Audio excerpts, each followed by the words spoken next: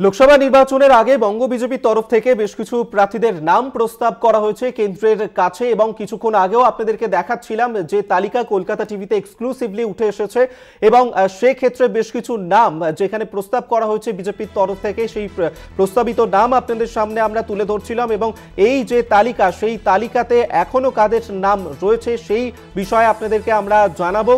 তবে গতকালই জেপি নাড্ডা এবং অমিত শাহ তারা এসেছিলেন এবং সেখানে রাজ্য বিজেপির কোর কমিটির সঙ্গে যে বৈঠক করেছিলেন সেই বৈঠকের পরেই আজকে বঙ্গ বিজেপির তরফ থেকে 24-এর নির্বাচনকে সামনে রেখে একটি প্রার্থীদের প্রস্তাবিত তালিকা পাঠানো হয়েছে কলকাতা টিভিতে এক্সক্লুসিভলি। সেই রিপোর্ট আপনাদের সামনে আমরা তুলে ধরছিলাম যেখানে এই যে প্রস্তাবিত তালিকা সেই প্রস্তাবিত তালিকায় যাদের নাম উল্লেখ করা হয়েছে বঙ্গ বিজেপির তরফ থেকে সেই তালিকা আপনাদের সামনে আমরা এক্সক্লুসিভলি দেখাচ্ছিলাম এবং সেক্ষেত্রে কোচবিহার থেকে নিশীথ প্রামাণিক, আলিপুরদুয়ার থেকে জন বার্লা, শ্রীরামপুর থেকে মধু চন্দাকর এবং একই সঙ্গে দেবজিৎ সরকার তাদের নাম প্রস্তাব করা হয়েছে। হুগলি থেকে লকেট চট্টোপাধ্যায় তাদের নাম প্রস্তাব করা হয়েছে। আমরা আবারও সরাসরি নিউজ রুমে যাব। অঙ্কুর ভট্টাচার্য আমাদের সঙ্গে রয়েছেন সহকর্মী।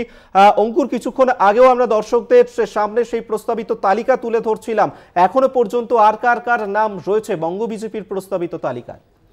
অভিক, আমরা এর আগে যে বঙ্গ বিজেপির পক্ষ থেকে কেন্দ্রীয় নেতৃত্বের কাছে যে নামগুলি প্রস্তাব করা হয়েছে তার মধ্যে 10টি নাম আমরা কলকাতা টিভির দর্শকদের জানিয়েছিলাম। এক্সক্লুসিভলি সেই প্রস্তাব রাজ্য বিজেপির পক্ষ থেকে যে প্রস্তাব পাঠানো হয়েছে সেই প্রস্তাব এক্সক্লুসিভলি কলকাতা টিভির হাতে এসে পৌঁছেছে।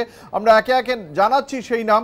এবার যে নামগুলি, যে লোকসভা কেন্দ্রগুলির নাম আমি বলবো কলকাতা টিভির দর্শকদের, সেগুলো উত্তর 24 পরগনা এবং দক্ষিণ 24 পরগনার যে লোকসভা কেন্দ্রগুলি রয়েছে যা সবসময় রাজ্যে রাজনৈতিক ক্ষেত্রে চর্চার শীর্ষে থাকে।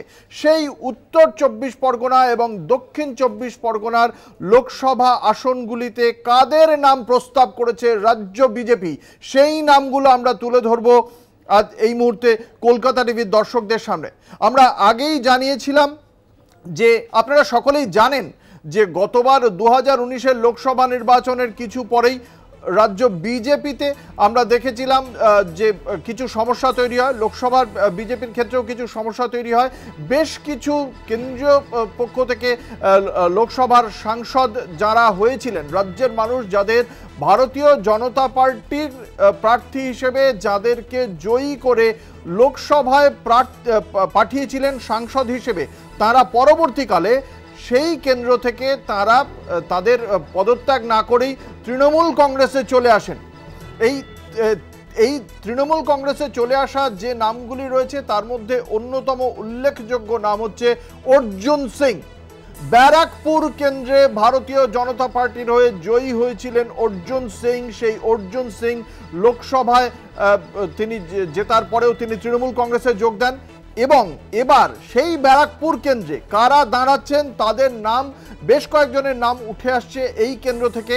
মনোজ বন্দ্যোপাধ্যায়, উত্তম অধিকারী, ফাল্গুনী পাত্র, বিমলেশ তিওয়ারি, এই 4 জনের নাম প্রাথমিকভাবে রাজ্য বিজেপি নেতৃত্ব থেকে কেন্দ্রীয় বিজেপির কাছে প্রস্তাব করা হয়েছে এই ব্যারাকপুর কেন্দ্র থেকে। ব্যারাকপুরের পরেই যে কেন্দ্র অবশ্যই অত্যন্ত গুরুত্বপূর্ণ তা হচ্ছে দমদম। এই দমদম উত্তর 24 পরগনার অন্যতম সংসদীয় এলাকা। দমদম লোকসভা কেন্দ্রে গতবার প্রার্থী হয়েছিলেন ভারতীয় জনতা পার্টির পক্ষ থেকে শ্রমিক ভট্টাচার্য, রাজ্য বিজেপির মুখপাত্র যিনি। সেই শ্রমিক ভট্টাচার্যর বদলে এবার যে 2টি নাম প্রস্তাব করা হয়েছে রাজ্য বিজেপির পক্ষ থেকে সেই 2টি নামের অন্যতম হলো রাহুল সিনহা। রাজ্য বিজেপির সভাপতি হিসেবে দীর্ঘদিন ধরে তিনি সেই সভাপতির দায়িত্বভার সামলেছেন রাহুল সিনহা। তিনি গতবার কলকাতা উত্তর লোকসভা কেন্দ্র থেকে ভারতীয় জনতা পার্টির প্রার্থী হয়েছিলেন, কিন্তু সেই কেন্দ্রে তার পরাজয় হয় সুদীপ বন্দ্যোপাধ্যায়ের কাছে। এবার রাহুল সিনহার পাশাপাশি ওই একই কেন্দ্রে অভিনেত্রী রিমঝিম ঘোষের নামও কিন্তু প্রস্তাব করা হয়েছে রাজ্য বিজেপির পক্ষ থেকে। বারাসত কেন্দ্র, এই বারাসত কেন্দ্র থেকে আপনাদের জানিয়ে রাখি গতবার মৃণাল কান্তি দেবনাথ তিনি দাঁড়িয়েছিলেন তৃণমূল কংগ্রেসের প্রার্থী কাকলি ঘোষ দস্তিদারের বিরুদ্ধে 2019 সালে। এবার সেই বারাসত কেন্দ্রে বিশিষ্ট অধ্যাপক মুখপাত্র বিমল শঙ্কর নন্দ রাজ্য বিজেপির পক্ষ থেকে প্রার্থী হতে পারেন এবং রূপা গাঙ্গুলি, বিশিষ্ট অভিনেত্রী, রাজ্যসভার সাংসদ রূপা গাঙ্গুলির নামও কিন্তু এই একই কেন্দ্র থেকে আমরা জানতে পারছি রাজ্য বিজেপির পক্ষ থেকে প্রস্তাব করা হয়েছে কেন্দ্রীয় নেতৃত্বের কাছে, বারাসত কেন্দ্র। এবং যে শ্রমিক ভট্টাচার্যকে গতবার দাঁড় করানো হয়েছিল দমদম কেন্দ্র থেকে, সেই শ্রমিক ভট্টাচার্য এবার চলে যাচ্ছেন বসিরহাট কেন্দ্রে।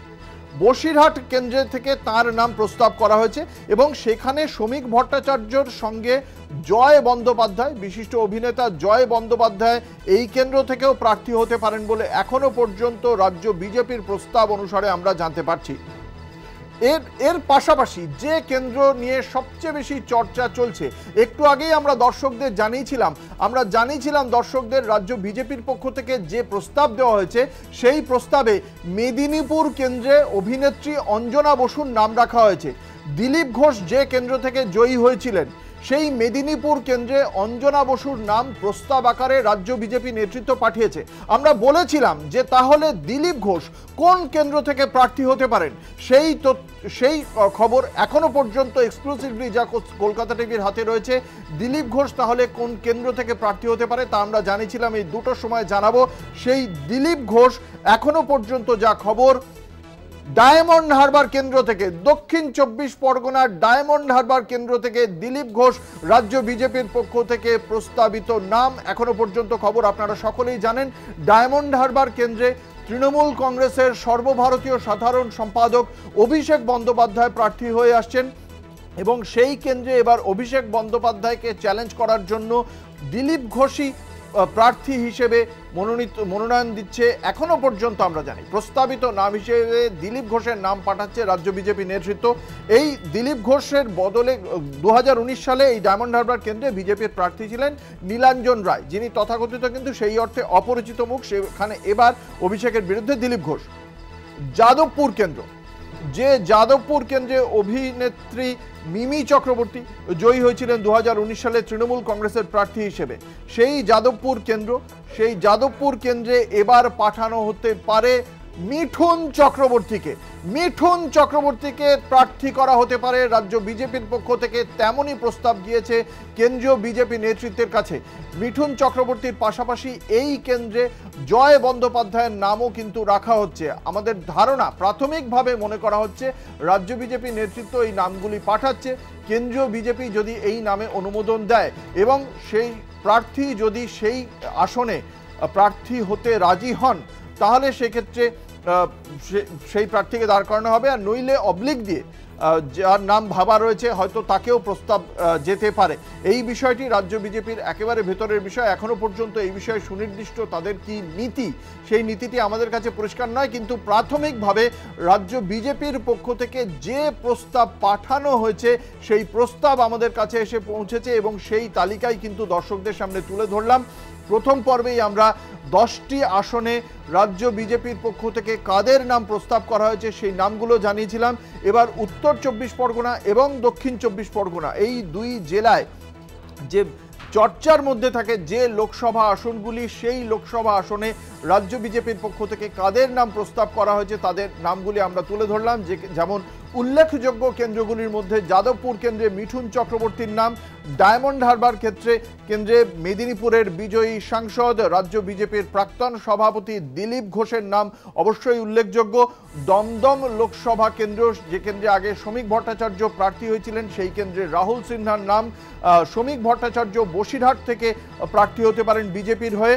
বারাসত কেন্দ্র, যে কেন্দ্র থেকে মৃণালকান্তি দেবনাথ গতবার বিপুল ভোটে পরাজিত হয়েছিলেন কাকলি ঘোষ দস্তিদারের কাছে, সেই কেন্দ্র থেকে রূপা গঙ্গোপাধ্যায়, বিশিষ্ট অভিনেত্রী, রাজ্যসভার সাংসদ, এবং বিমল শঙ্কর নন্দ, এদের মধ্যে যে কোনো একজন, অধ্যাপক, রাজ্য বিজেপির মুখপাত্র বিমল শঙ্কর নন্দ বা রূপা গঙ্গোপাধ্যায়, যে কোনো একজনের নাম প্রস্তাব আকারে যাচ্ছে। এবং ব্যারাকপুর কেন্দ্রে যে অর্জুন সিং, যে ভারতীয় জনতা পার্টির হয়ে সাংসদ হয়েছিলেন, তিনি পরবর্তীকালে তৃণমূল কংগ্রেসে চলে যান, তার প্রেক্ষিতে যে নামগুলি উঠে আসছে সেই নামগুলি কিন্তু একটাও এখনো পর্যন্ত ততটা পরিচিত নাম নয়, অন্তত রাজ্য বিজেপির ক্ষেত্রে এদেরকে খুব একটা যে গুরুত্ব সহকারে মনে রাখা যায় এমনটা কিন্তু আমরা সাম্প্রতিক অতীতে দেখিনি। এবং এর আগে যে নামগুলি, যে 10টি নাম আমরা কলকাতা টিভির দর্শকদের কাছে এক্সক্লুসিভলি জানিয়েছিলাম, সেই 10টি নাম আরও একবার দর্শকদের সামনে তুলে ধরব।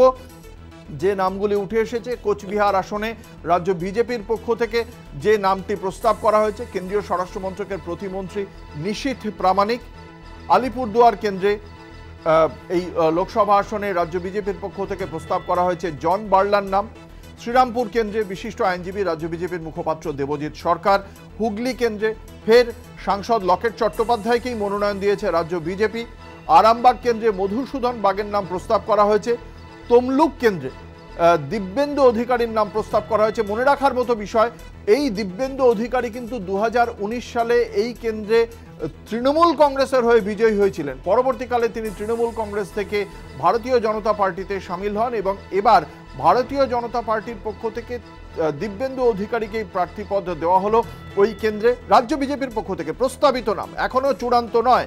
এবং কাঁথি কেন্দ্রেও শিশির অধিকারীর ছিল, সেই কেন্দ্রে সৌমেন্দু অধিকারী এবার লড়বেন বলেই এখনো পর্যন্ত রাজ্য বিজেপির পক্ষ থেকে মনোনয়ন দেওয়া হয়েছে। অর্থাৎ একটি পরিবার, অধিকারী পরিবার থেকে 3 জন কিন্তু সেক্ষেত্রে জনপ্রতিনিধির জায়গা পেতে পারেন যদি বিজয়ী হন। অন্তত রাজ্য বিজেপি পরিবারতন্ত্রে ভরসা রাখে না, তারা কিন্তু সেই অধিকারী পরিবার থেকেই 3 জনকে তুলে আনছে।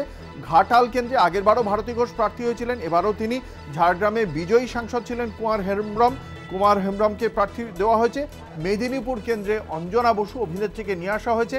এই কেন্দ্রের বিজয়ী সাংসদ ছিলেন দিলীপ ঘোষ, তাকে ডায়মন্ড হারবারে অভিষেক বন্দ্যোপাধ্যায়ের বিরুদ্ধে প্রার্থী করতে চলেছে রাজ্য বিজেপির পক্ষ থেকে। সেই প্রস্তাবই দেওয়া হচ্ছে কেন্দ্রীয় বিজেপি নেতৃত্বকে। অভিক, একেবারেই অবশ্যই এদিকে আমাদের নজর থাকবে। আপাতত ধন্যবাদ তোমাকে, এতক্ষণ সরাসরি নিউজ রুম থেকে আমাদের সঙ্গে ছিলেন।